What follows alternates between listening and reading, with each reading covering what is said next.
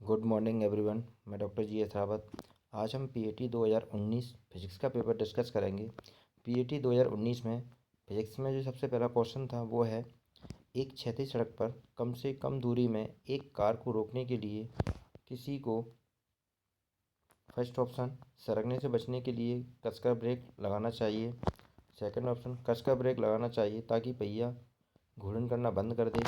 Third option, engine को बंद कर देना चाहिए और ब्रेक न लगाएं। फोर्थ ऑप्शन, ब्रेक लगाएं और छोड़ दें। इसका जो करेक्ट आंसर होगा वो क्या होगा? सरकने से बचने के लिए कसकर ब्रेक लगाना चाहिए। इसका करेक्ट आंसर क्या होगा? फर्स्ट इज करेक्ट होगा। सरकने से बचने के लिए कसकर ब्रेक लगाना चाहिए, first is correct. Next question देखते हैं। न्यूटन के शीतलन का नियम किसके लिए वैध होता है? Newton's law of cooling is valid for, first option, उच्च तापमान के लिए। सेकंड ऑप्शन, बड़ा तापमान अंतर के लिए। थर्ड ऑप्शन, छोटा तापमान अंतर के लिए। और फोर्थ ऑप्शन है निम्न तापमान अंतर के लिए। तो इसका जो करेक्ट आंसर है वो क्या होगा? छोटा तापमान अंतर होना चाहिए। क्या होना चाहिए? छोटा टेम्परेचर डिफरेंस होना चाहिए। ठीक है, कितना होना चाहिए? छोटा टेम्परेचर डिफरेंस होना चाहिए। ठीक है, क्या होगा correct? Third is correct answer होगा। ठीक है, और क्या होता है, जैसे डी थीटा बटे डी टी बराबर के कोष्टक में theta one plus theta two by two minus के थीटा वातावरण का ताप। ठीक है, तो ये डी थीटा का मतलब क्या होगा? यहाँ पे जो डी थीटा है, ये डी थीटा है, ये टेम्परेचर डिफरेंस, छोटे से छोटा अंतर होना चाहिए। और कितना अंतर होना चाहिए? 20 डिग्री सेल्सियस से कम अंतर होना चाहिए। ठीक है, अब नेक्स्ट क्वेश्चन देखते हैं। तो इसका करेक्ट आंसर क्या होगा? छोटा तापमान अंतर, थर्ड इज करेक्ट होगा। नेक्स्ट क्वेश्चन देखते हैं। निम्न में से कौन सी शक्ति की इकाई है? ठीक है, which among the following is the unit of power? First option ampere, second option ohm, third option volt, fourth option watt. ठीक है, तो जो एम्पियर होती है वो किसकी इकाई होती है? वो होती है करंट की इकाई होती है, जिसे बोलते हैं धारा। किसकी इकाई है? धारा की इकाई है। ओम होती है, ओम किसकी इकाई होती है? प्रतिरोध की इकाई है। किसकी है? प्रतिरोध, आर। वोल्ट किसकी इकाई होती है? विभव की इकाई होती है। किसकी? भी की। तो पावर किसकी यूनिट हो गई? पी की, मतलब पावर की। तो करेक्ट आंसर क्या होगा इसका? फोर्थ इज करेक्ट होगा, Delhi is correct. Next question देखते हैं। बल की स्थिर विद्युतीय रेखाओं के बारे में निम्न में से कौन सा कथन सत्य है? Which among the following statement is true regarding electrostatic lines of force? First option है, बल की स्थिर विद्युतीय रेखाएं एक विद्युत क्षेत्र में नकारात्मक आवेशित निकाय से शुरू होकर के निरंतर घूमती रहती हैं और सकारात्मक आवेशित निकाय में समाप्त हो जाती हैं। यह ऑप्शन गलत है। क्यों? क्योंकि जो विद्युत बल रेखाएं होती हैं वो कहाँ से निकलती हैं? प्लस क्यू आवेश से निकलती हैं। कहाँ से निकलती हैं? प्लस क्यू आवेश से बाहर निकलती हैं, ध्यान रखना। और कैसे निकलेंगी? हमेशा लंबवत निकलती हैं। ठीक है, कैसे निकलती हैं? हमेशा लंबवत निकलती हैं। और ये माइनस क्यू आवेश है, और माइनस क्यू आवेश में प्रवेश करती हैं। माइनस क्यू आवेश में क्या करती हैं? प्रवेश करती हैं। तो हम कह सकते हैं, और इसका सेकंड ऑप्शन क्या कह रहा है? बल की स्थिर विद्युतीय रेखाएं एक दूसरे को प्रतिच्छेदित करती हैं। यह भी गलत है। क्यों गलत है? दो विद्युत रेखा आपस में एक दूसरे को कभी क्रॉस नहीं करती। ठीक है, थर्ड ऑप्शन क्या कह रहा है वो? बल्कि स्थिर विद्युत रेखाएं एक विद्युत क्षेत्र में नकारात्मक आवेश निकाय से शुरू होकर के गैर निरंतर घूमती रहती हैं और सकारात्मक आवेश निकाय में समाप्त हो जाती हैं। यह ऑप्शन भी गलत है। नेक्स्ट ऑप्शन क्या कह रहा है वो? बल्कि स्थिर विद्युत रेखाएं एक विद्युत क्षेत्र में सकारात्मक आवेश क्षेत्र से शुरू होकर के, कहाँ से शुरू हो रही हैं? सकारात्मक आवेश क्षेत्र से शुरू होकर के निरंतर घूमती रहती हैं और नकारात्मक आवेश क्षेत्र में समाप्त हो जाती हैं। तो इसका करेक्ट आंसर होगा, फोर्थ इज करेक्ट होगा। ठीक है, नेक्स्ट क्वेश्चन देखते हैं। तो नेक्स्ट क्वेश्चन क्या है?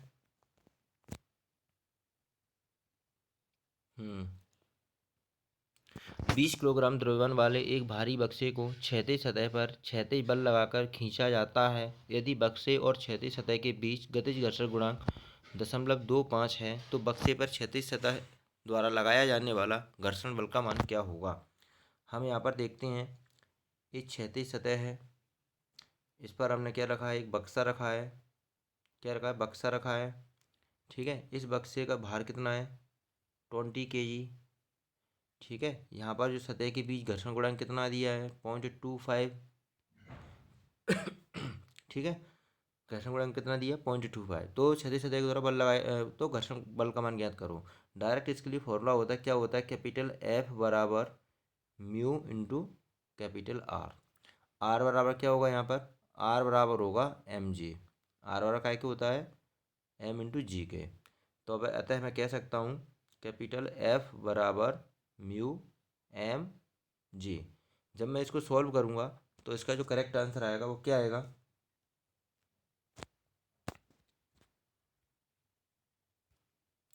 जब मैं इसको सॉल्व करूँगा, जैसे कैपिटल F बराबर म्यू एम इंटू जी। म्यू की वैल्यू कितनी दी है, 0.25। ठीक है, एम की वैल्यू कितनी दी है, 20 kg। इंटू जी की वैल्यू कितनी मानेंगे हम, 9.8। ठीक है, तो जब मैं इसको सॉल्व करता हूँ तो इसका जो आंसर आएगा वो कितना आता है, 49 न्यूटन आता है। कितना आता है, 49 न्यूटन। ठीक है, correct is third option is correct. Next question देखते हैं। बर्फ पर चलते हुए किसी व्यक्ति को फिसलने से बचने के लिए छोटे कदम रखने चाहिए, क्योंकि छोटे कदम रखने को सुनिश्चित करता है। फर्स्ट ऑप्शन बड़े सामान्य बल को, सेकंड ऑप्शन बड़े घर्षण बल को, थर्ड ऑप्शन छोटे सामान्य बल को, और फोर्थ है छोटा घर्षण बल को। तो अपन कह सकते हैं यदि वो छोटे छोटे कदम रख रहा है तो इसका मतलब क्या होगा, घर्षण बल भी वहाँ पर कम लगेगा। तो हम कह सकते हैं फोर्थ इज करेक्ट होगा, smaller fraction. Fourth is correct. Next question देखते हैं। पिघलने के दौरान जल की ऊष्मीय धारता होती है, 1, 0, अनंत, अपर्याप्त। तो इसका जो करेक्ट आंसर होगा क्या होगा, जब पिघलता है, जल पिघलता है तो इसकी जो ऊष्मा धारता होती है कितनी होती है, अनंत होती है। कितनी होती है ऊष्मीय धारता, अनंत होती है। तो क्यू बराबर क्या होता है सूत्र इसका, MLI। ठीक है, एल क्या है यहाँ पर लेटेंट हीट, एम क्या है मास, क्यू क्या है ऊष्मीय धारता। ठीक है, तो कितनी होगी अनंत इसकी ऊष्मीय धारता, कितनी होती है, अनंत होती है जब यह जल पिघलता है, जब बर्फ पिघलती है, सॉरी जब। ठीक है, नेक्स्ट क्वेश्चन देखते हैं।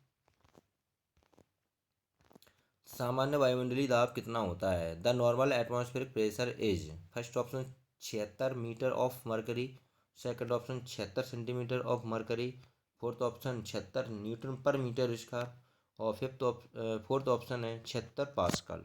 तो इसका जो करेक्ट आंसर होगा वो क्या होगा, 76 सेंटीमीटर ऑफ मरकरी। जो नॉर्मल एटमॉस्फेयर प्रेशर होता है वो कितना होता है, 76 centimetre of mercury. Next question देखते हैं। एक सरल लोलक की समय अवधि होती है, the time period of a simple pendulum is. ठीक है, तो क्या होगा जो सिंपल पेंडुलम, फर्स्ट ऑप्शन सुन लो अपन, किसी स्थान पर जी के मान के व्युत्क्रमानुपाती, पहला ऑप्शन। सेकंड ऑप्शन कह रहा है किसी स्थान पर जी के मान के वर्गमूल के व्युत्क्रमानुपाती। थर्ड ऑप्शन कह रहा है वो किसी स्थान पर जी के मान के घनमूल के सीधे समानुपातिक। फोर्थ ऑप्शन कह रहा है वो directly proportional to the square root of the value of the g at a place. मतलब कह रहा है वो किसी स्थान पर जी के मान के वर्गमूल के समानुपाती। तो ये जो अब इसका जो करेक्ट आंसर होगा वो क्या होगा, टाइम पीरियड का जो सूत्र होता है कैपिटल टी बराबर 2 pi under root of L बटे जी। तो टी समानुपाती क्या हो गया, 1/अंडर रूट ऑफ जी। तो करेक्ट आंसर क्या होगा, किसी स्थान पर जी के मान के वर्गमूल के व्युत्क्रमानुपाती, जी के मान के वर्गमूल के व्युत्क्रमानुपाती। Second option is correct. ठीक है, अब नेक्स्ट क्वेश्चन देखते हैं इसका। एक गतिशील आवेश क्या उत्पन्न करता है। ठीक है, फर्स्ट ऑप्शन विद्युत और चुंबकीय क्षेत्र दोनों, सेकंड ऑप्शन न तो विद्युत क्षेत्र और न चुंबकीय क्षेत्र, थर्ड ऑप्शन केवल विद्युत क्षेत्र, फोर्थ ऑप्शन केवल चुंबकीय क्षेत्र। ध्यान रखना कभी भी यदि कोई आवेश स्थिर रखा है तो केवल क्या उत्पन्न करेगा, केवल विद्युत क्षेत्र उत्पन्न करेगा। यदि प्लस क्यू आवेश है, क्या रखा है, स्थिर रखा है, तो क्या करेगा वो केवल विद्युत क्षेत्र। यदि प्लस क्यू आवेश है, यदि वो क्या कर रहा है, नियत वेग से गति कर रहा है, किससे, नियत वेलोसिटी मतलब कांस्टेंट वेलोसिटी से गति कर रहा है, तो विद्युत क्षेत्र तो उत्पन्न करेगा ही करेगा, साथ में साथ साथ में क्या उत्पन्न करता है, चुंबकीय क्षेत्र भी उत्पन्न करेगा। ठीक है, तो करेक्ट आंसर क्या होगा इसका? यदि वो कह रहा है कि गतिशील आवेश, जब उसमें कहा नहीं गया कि वो नियत वेग से गति कर रहा है या अनियमित वेग से गति कर रहा है, तो हम इसको क्या मानेंगे? नियत वेग मानेंगे। क्या मानेंगे? कांस्टेंट वेलोसिटी मानेंगे।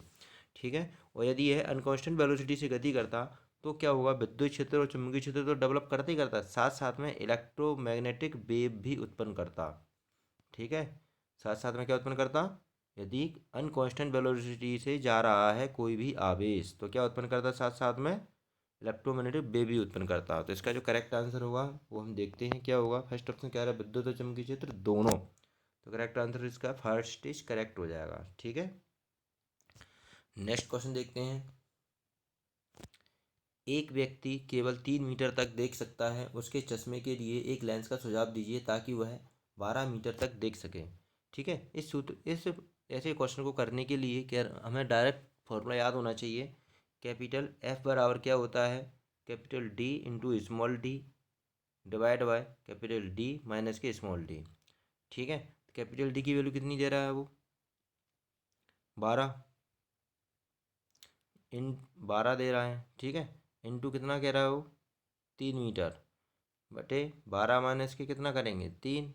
12×3 = 36। 36 बटे कितना हो गया? 12 में से 3 गए कितने बचे? 9। 9×4 = 36। ये 4 सेंटीमीटर क्या आई है यहाँ पर? ये फोकल लेंथ आई है यहाँ पर। 4 सेंटीमीटर क्या आई है? फोकल लेंथ आई है। तो हमें निकालना क्या है? पावर निकालना है। तो पी बराबर माइनस के 1/f। तो 1/, क्या करूँगा मैं? 4। ठीक है। तो जब मैं इसका माइनस के 1/4 करूँगा तो क्या आएगा? -0.25 डायोप्टर। इसका करेक्ट आंसर क्या होगा? -0.25 डायोप्टर। कौन सा करेक्ट आंसर होगा? Fourth is correct. और माइनस का मतलब क्या होगा? कॉनकेव लेंस होगा ये। ठीक है। दूर की वस्तुओं को देखने के लिए हमें क्या करना चाहिए? कॉनकेव लेंस का यूज करना चाहिए। तो -0.25 डायोप्टर क्षमता वाला अवतल लेंस करेक्ट आंसर होगा। Fourth is correct. Next question देखते हैं।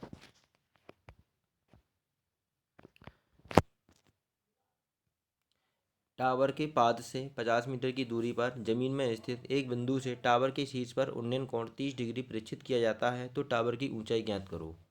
क्या कह रहा है? टावर के पाद से, माना कि ये टावर है कोई।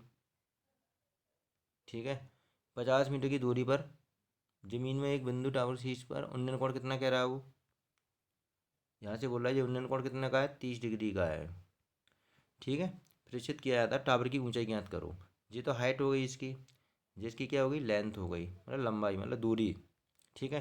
तो यहाँ पर जो टेन थीटा का रिलेशन बनता है क्या होता है? टेन थीटा बराबर एच बटे क्या होगा? एक्स होगा। ठीक है। एक्स की वैल्यू कितनी दी है यहाँ पर? 50 मीटर दी है। ठीक है। और टेन थीटा की वैल्यू कितनी दी है यहाँ पर? 30 डिग्री दी है। कितनी? 30 डिग्री। तो जब मैं इसको सॉल्व करता हूँ तो क्या आता है इसका आंसर? टेन थीटा बराबर एच बटे एक्स। एक्स की वैल्यू मैं कितनी रखूँगा? 50 मीटर। और थीटा की वैल्यू कितनी रखूँगा? 30 डिग्री। टेन 30 डिग्री कितना होता है? 1/√3। ठीक है। और ये 50 कहाँ जाएंगे? इधर आएंगे। तो क्या करूँगा मैं? इंटू 50। तो कैपिटल एच बराबर क्या आ गया? 50/√3। इसका जो करेक्ट आंसर होगा क्या होगा? फोर्थ इज करेक्ट होगा। ठीक है। तो नेक्स्ट क्वेश्चन देखते हैं। नेक्स्ट क्वेश्चन क्या है? हाँ।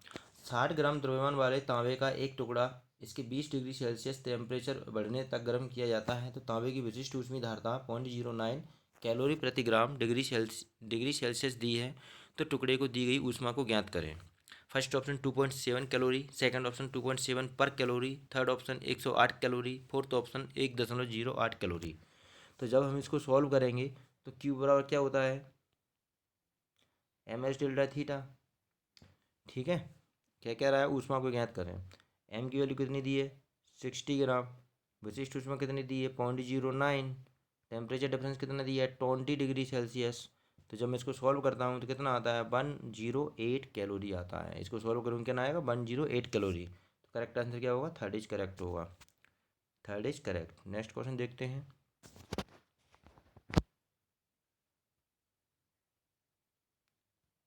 एक विभवमापी का उपयोग करते हुए सेल के आंतरिक प्रतिरोध को निर्धारित करने के लिए एक प्रयोग में संतुलन लंबाई बैलेंसिंग लाइन 50 सेंटीमीटर है। जब 5 ओम का प्रतिरोध सेल के साथ समानांतर क्रम में जुड़ जाता है तो संतुलन लंबाई 300 सेंटीमीटर हो जाती है। तो सेल के आंतरिक प्रतिरोध की गणना करें। फर्स्ट ऑप्शन क्या है? 2 ओम्स। सेकंड ऑप्शन क्या है 3.33 ohms, third option 6.66 ohms, fourth option 0.33 ohms.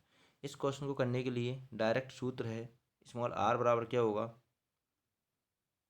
L1/L2 minus का 1 इंटू कैपिटल आर क्या है यहाँ पर बाहरी प्रतिरोध। L1 की वैल्यू कितनी दी है यहाँ पर 500 सेंटीमीटर, L2 की कितनी दी है 300 सेंटीमीटर। जब मैं इस वैल्यू को पुटअप करूँगा इसमें तो क्या होगा 500/300 माइनस 1 इंटू आर की वैल्यू कितनी दी है यहाँ पर 5। ठीक है। तो जब मैं इसको सॉल्व करता हूँ तो क्या होगा 500 माइनस 300 कितना बचा 200, 200/300। ठीक है। जब मैं इसको सॉल्व करूँ तो क्या होगा 500 माइनस के कितना होगा 300/300 इंटू कितना होगा 5। 500 में से 300 गए 200/300, जीरो से जीरो उड़ गई इंटू 5। तो कितना हो गया 2×5 10, 10/3, 10 में भाग दूंगा तो 3.33 आ जाएगा। कितना आएगा 3.33 ओम। सेकंड इज करेक्ट आंसर होगा। क्या होगा सेकंड इज करेक्ट होगा। ठीक है। नेक्स्ट क्वेश्चन देखते हैं। 5 मीटर ऊंचाई वाला एक ऊर्ध्वाधर पोल 5 मीटर लंबाई की छाया डालता है। सूर्य का उन्नयन कोण ज्ञात करो। 5 मीटर ऊंचाई वाला एक ऊर्ध्वाधर पोल 5 मीटर लंबाई की छाया डालता है। अब वो कह रहा है जो 5 मीटर क्या है लंबा मतलब ऊंचा, और 5 मीटर क्या डाल रहा है यहाँ पे छाया डाल रहा है। तो पूछ रहा है इसका उन्नयन कोण ज्ञात करो। क्या ज्ञात करना है उन्नयन कोण ज्ञात करना है। और ये दूरी कितनी है 5 मीटर दूरी है, यही 5 मीटर की ऊंचाई है। तो टेन थीटा बराबर क्या होता है H/x, और h की वैल्यू क्या दी है यहाँ पर 5, और x की वैल्यू कितनी दी है 5, 5 5 कट गया कितना आ गया 1 आ गया। और टेन थीटा 1 कितने का होता है 45 पर होगा। तो थीटा का 45 एंगल होगा। ठीक है। तो कितना होगा उन्नयन कोण 45 डिग्री।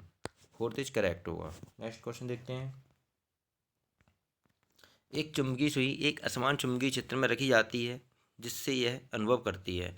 फर्स्ट ऑप्शन एक बल लेकिन बलागुण का नहीं, सेकंड ऑप्शन एक बल और बलागुण का, थर्ड ऑप्शन ना ही बल और ना ही बलागुण का, फोर्थ ऑप्शन है एक बलागुण लेकिन एक बल का नहीं। तो पहली बात याद रखना, जब भी कोई चुंबकीय सुई है कैसे चुंबकीय क्षेत्र में रखी है एक समान चुंबकीय क्षेत्र मतलब असमान चुंबकीय क्षेत्र में, सॉरी असमान चुंबकीय क्षेत्र का मतलब क्या हुआ कहीं पर चुंबकीय क्षेत्र कम कहीं पर ज़्यादा। ध्यान रखना कहीं पर चुंबकीय क्षेत्र कम कहीं पर ज़्यादा। जब इस प्रकार का चुंबकीय क्षेत्र होगा, यदि मैं इसमें कोई भी चुंबकीय सुई रख दूं, क्या करूं मैं कोई भी चुंबकीय सुई रख दूं तो क्या होता है, जैसे मैंने चुंबकीय सुई वाली रख दी, क्या रख दी चुंबकीय सुई रख दी। ठीक है। तो याद रखना तो इस पर एक तो बल लगेगा, क्या लगेगा बल कैपिटल एफ, और साथ साथ में क्या इसको घुमाने की भी कोशिश की जाएगी टॉर्क के द्वारा, किसके द्वारा टाउ के द्वारा मतलब बलाघूर्ण के द्वारा। तो हम कह सकते हैं असमान चुंबकीय क्षेत्र में बल और बलाघूर्ण दोनों ही लगते हैं इसमें, ध्यान रखना। तो इसका जो करेक्ट आंसर होगा वो क्या होगा एक बल और बलाघूर्ण दोनों ही करेक्ट होगा। Second option is correct. Next question देखते हैं। 0.020 प्रक्षेपी क्षमता के फ्लंट ग्लास के अवतल लेंस और 0.012 प्रक्षेपी क्षमता के क्राउन ग्लास के उत्तल लेंस की फोकस लंबाइयाँ ज्ञात करें ताकि जब उन्हें संपर्क में रखा जाए तो 3 सेंटीमीटर की फोकस दूरी लंबाई के अवर्णीय अभिसारी संयोजन को निर्मित करें। फर्स्ट ऑप्शन कितना होगा -20 centimetre, second option 12 centimetre, third option 6 centimetre, fourth option is 20 centimetre. तो इसका जो करेक्ट आंसर होगा वो क्या होगा 12 सेंटीमीटर। इसकी कैलकुलेशन थोड़ी बड़ी होती है इसलिए मैं इसको यहाँ नहीं कर रहा हूँ। ठीक है। जिसको भी डाउट हो मेरे से पूछ सकता है बाद में आके। ठीक है। नेक्स्ट क्वेश्चन देखते हैं। क्या कह रहा है एक संयुक्त सूक्ष्मदर्शी में दो लेंस हैं। वस्तु की ओर लेंस को अभिदर्शक लेंस कहा जाता है। यह एक होता है बड़ी फोकस लंबाई और बड़े द्वारक वाला एक उत्तल लेंस। सेकंड ऑप्शन छोटी फोकल लंबाई और बड़े द्वारक वाला एक उत्तल लेंस। थर्ड ऑप्शन है छोटी फोकल लंबाई छोटे द्वारक वाला एक उत्तल लेंस। फोर्थ ऑप्शन है छोटी फोकल लंबाई और छोटे द्वारक वाला एक अवतल लेंस। इसका जो करेक्ट आंसर होगा वो क्या होगा फोर्थ ऑप्शन इज करेक्ट होता है। ठीक है। नेक्स्ट क्वेश्चन देखते हैं। सॉरी इसका क्या होगा थर्ड आंसर इज करेक्ट होगा। मतलब उत्तल लेंस का यूज करते हैं। छोटी फोकल लंबाई होना चाहिए, छोटा द्वारक का व्यास होना चाहिए और साथ साथ में उत्तल लेंस होना चाहिए। करेक्ट आंसर क्या होगा? थर्ड इज करेक्ट होगा। ठीक है, नेक्स्ट क्वेश्चन क्या कह रहा है वो? तांबे की ऊष्मीय चालकता पीतल के मुकाबले 4 गुना अधिक है। तांबे और पीतल की दो छड़ें जिनकी समान लंबाई की हैं, अनुप्रस्थ काट शुरू से अंत तक जुड़े हुए हैं। तांबे की छड़ का खुला छोर 0 डिग्री सेल्सियस पर है और पीतल की छड़ का खुला छोर 100 डिग्री सेल्सियस पर रखा जाता है। तो साम्यावस्था पर दो छड़ों की संधियों के टेम्परेचर की गणना करें। ठीक है, इस क्वेश्चन को करने देखो, फर्स्ट ऑप्शन क्या कह रहा है वो? First option 5 degree Celsius, second option क्या कह रहा है? 25 डिग्री सेल्सियस, थर्ड ऑप्शन कह रहा है 20 डिग्री सेल्सियस, फोर्थ ऑप्शन कह रहा है 10 डिग्री सेल्सियस। जब वो कह रहा है तो सबसे पहले क्या है? ये कॉपर की छड़ है। क्या है? कॉपर की छड़ है ये। ठीक है, दूसरा क्या कह रहा है वो? ये क्या की छड़ है? ये स्टील की छड़ है। क्या की छड़ है? स्टील की छड़ है। अब जो कॉपर का खुला छोर है वो कितने डिग्री टेम्परेचर पर रखा है? 0 डिग्री सेल्सियस पर। और इस संधि का टेम्परेचर हमें ज्ञात करना है। और इसका जो पीतल है ये क्या है? कॉपर है। Cu, ये क्या है? पीतल है। क्या है? पीतल। इसका कितने पे रखा है खुला छोर? 100 डिग्री सेल्सियस पर। ठीक है, ये कितने पे रखा? 100 डिग्री सेल्सियस पर। तो जब मैं इसको करता हूँ और इसकी जो ऊष्मीय चालकता है वो कितनी दी है? 4K दी है। इसकी ऊष्मीय चालकता कितनी दी है? ओनली K दी है। लेंथ दोनों की सेम है। एरिया मतलब L1 बराबर L2, A1 बराबर A2, दोनों सेम दिए हैं। ठीक है, अब करना क्या है हमें? देखो जरा, हमें करना क्या है यहाँ पर? इतना तो है। अब इसका जो फॉर्मूला हुआ क्या होता है? डायरेक्ट कर रहा हूँ मैं, 4K, ठीक है, इंटू कितने डिग्री सेल्सियस टेम्परेचर है? 0 डिग्री सेल्सियस टेम्परेचर। कहाँ जा रहा है वो? थीटा तक जा रहा है। ठीक है, लंबाई सेम है तो मैं लग नहीं रहा हूँ डायरेक्ट में। ठीक है, अब कह रहा हो पीतल के लिए, पीतल के लिए क्या कह रहा हो? के। ठीक है, फिर कह रहा हो थीटा -100। ठीक है, के से के कट जाएगा तो यहाँ पर क्या आएगा? -4K -4 theta. यहाँ पर क्या आ गया? के थीटा, मतलब के तो हटा ही दो, तो यहाँ पर क्या आएगा? थीटा -100। जब मैं इसको उधर ले जाऊँगा, उसको उधर लाऊंगा तो क्या हो जाएगा? देखो, -4 थीटा, उस माइनस को इधर लाया तो ये भी क्या होगा? माइनस का थीटा बराबर इधर पहुँच गया 100। माइनस माइनस क्या हुआ? ये भी माइनस के 100 था। माइनस माइनस क्या हुआ? 5 थीटा माइनस के बराबर -100 से माइनस माइनस कट जाएगा। थीटा बराबर क्या होगा? 100/5। कितना आ गया? 20 degree Celsius temperature. Correct answer होगा 20 डिग्री सेल्सियस टेम्परेचर। ठीक है, नेक्स्ट क्वेश्चन देखते हैं अब हम। यदि एक सकारात्मक आवेश निम्न स्थिति क्षेत्र से उच्च स्थिति क्षेत्र में पहुंच जाता है तो विद्युत स्थिति ऊर्जा का मान क्या होगा? घटेगी, बढ़ या घट सकती है। सेकंड और थर्ड ऑप्शन बढ़ेगी, फोर्थ ऑप्शन समान रहेगी। जब वो सकारात्मक आवेश है, कैसा चार्ज है? पॉजिटिव चार्ज है, निम्न से उच्च क्षेत्र में जा रहा है तो ध्यान रखना स्थितिज ऊर्जा का मान हमेशा बढ़ेगा। मतलब जब कहाँ से कहाँ जा रहा है? निम्न क्षेत्र से उच्च क्षेत्र में जा रहा है तो इसकी स्थिति ऊर्जा का मान क्या होता है? बढ़ता है। तो करेक्ट आंसर क्या होगा? थर्ड इज करेक्ट होगा। नेक्स्ट क्वेश्चन देखते हैं। लाल और बैंगनी प्रकाश के लिए फ्लिंट ग्लास के अपवर्तनांक क्रमशः 1.613 और 1.632 हैं। तो अपवर्तन कोण वाले फ्लिंट ग्लास के पतले प्रिज्म द्वारा निर्मित कोणीय प्रक्षेपण ज्ञात करें। तो इसका जो सूत्र होगा वो क्या होगा? थीटा बराबर क्या होता है? म्यू भी माइनस के म्यू आर इंटू ए। ठीक है, म्यू बी की वैल्यू कितनी दी है यहाँ पर? 1.632 माइनस म्यू आर की कितनी दी है? 1.613। प्रिज्म कोण कितना दिया है? 5 डिग्री। जब मैं इसको सॉल्व करूँगा तो कितना आता है यहाँ पर? घटाओ, 632 में से कितना घटाना है? 1.613 घटाना है तो कितना आएगा? 0.019 इंटू 5 करो, 19×5 = 95 होता है तो कितना होगा? 0.095। कितना आ गया? 0.095। करेक्ट आंसर होगा, फोर्थ इज करेक्ट होगा। ठीक है, और नेक्स्ट क्वेश्चन देखते हैं। 4 वेग दर के साथ एक गिरनी प्रणाली 20 मीटर की ऊर्ध्वाधर ऊंचाई से 150 किलोग्राम भार को उठाने के लिए पर्याप्त है इस्तेमाल की जाती है। नीचे की दिशा में किया जाने वाला आवश्यक प्रयास 50 किलोग्राम एफ है। गणना करें। प्रयास करने पर तय की गई दूरी, प्रयास द्वारा तय किया गया कार्य, यांत्रिक लाभ, पुली प्रणाली की दक्षता। फर्स्ट ऑप्शन कह रहा है वो 40 मीटर, 20,000 जूल, 3 और 50%। सेकंड ऑप्शन कह रहा है 40 मीटर, 20,000 जूल, 3 और 25%। थर्ड कह रहा है 80 मीटर, 40,000 जूल और 3 और 75%। ठीक है। फोर्थ कह रहा है वो 80 मीटर, 20,000 जूल और 3 मीटर, 3 और 50%। इसका जो करेक्ट आंसर होगा थर्ड ऑप्शन इज करेक्ट होता है। ठीक है। इसकी जो कैलकुलेशन है थोड़ी बड़ी है, जो यहाँ पर हो नहीं पाएगी, तो इसलिए इसको जिसे भी डाउट हो वो बाद में पूछ सकता है मेरे नंबर पर कॉल करके। ठीक है। So good bye, best of luck. Next